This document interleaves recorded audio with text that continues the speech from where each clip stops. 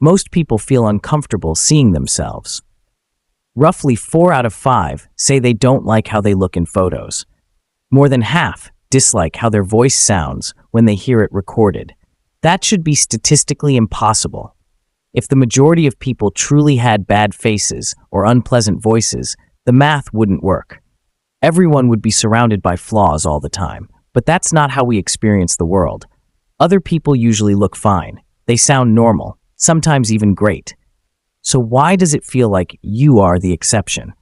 The problem isn't your face or your voice. It's the way your brain recognizes itself.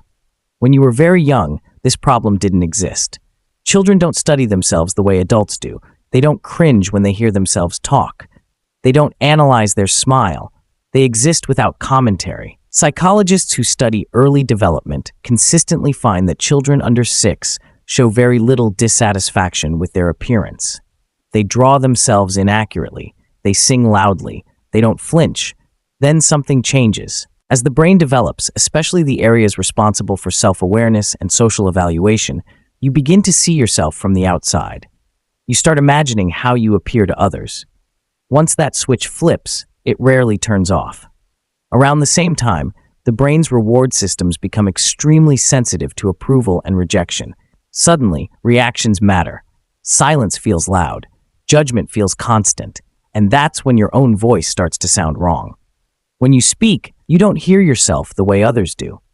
Sound reaches your ears in 2 ways, through the air and through vibrations inside your skull. Those internal vibrations make your voice sound deeper and richer to you. That's the voice you grow up with. It becomes your baseline. When you hear a recording, that internal layer disappears. The voice sounds thinner, higher, unfamiliar. It feels like a mistake. But here's the strange part. When people listen to recordings of their own voice without knowing it's them, they often rate it as more pleasant than average. The dislike only appears when recognition kicks in. The problem isn't the sound, it's the realization, that's me. The same distortion happens with your face. The version of yourself you know best doesn't exist in the real world. The mirror flips your face left to right. That reversed image becomes familiar through repetition.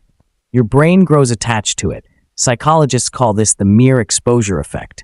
We tend to prefer what we see most often. So when you see yourself in photos or videos unflipped as others see you, it feels subtly wrong. Not worse, just foreign. Studies show this clearly. When people are shown 2 images of themselves, one mirrored, one normal, they almost always prefer the mirrored version. Their friends prefer the opposite. You're emotionally bonded to a version of yourself that no one else ever encounters.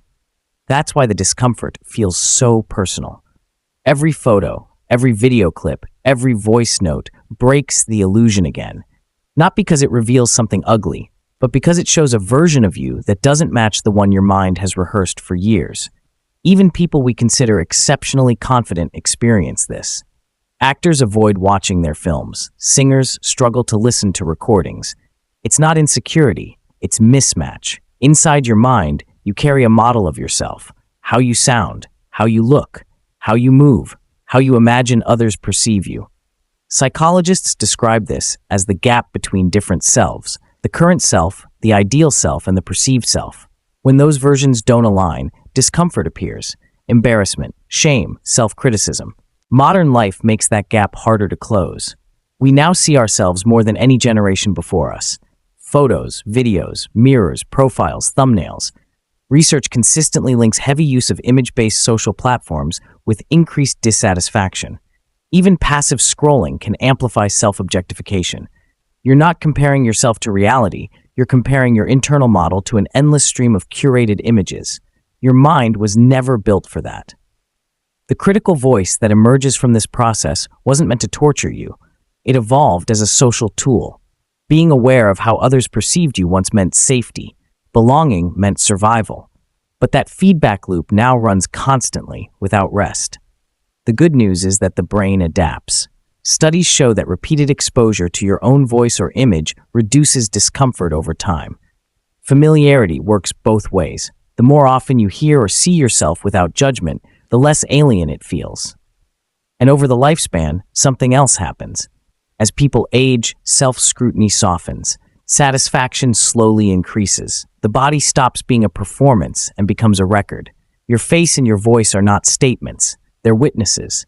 They've carried you through conversations, failures, laughter, grief, love. They've changed, but they've stayed with you, and no one else has experienced them the way you have.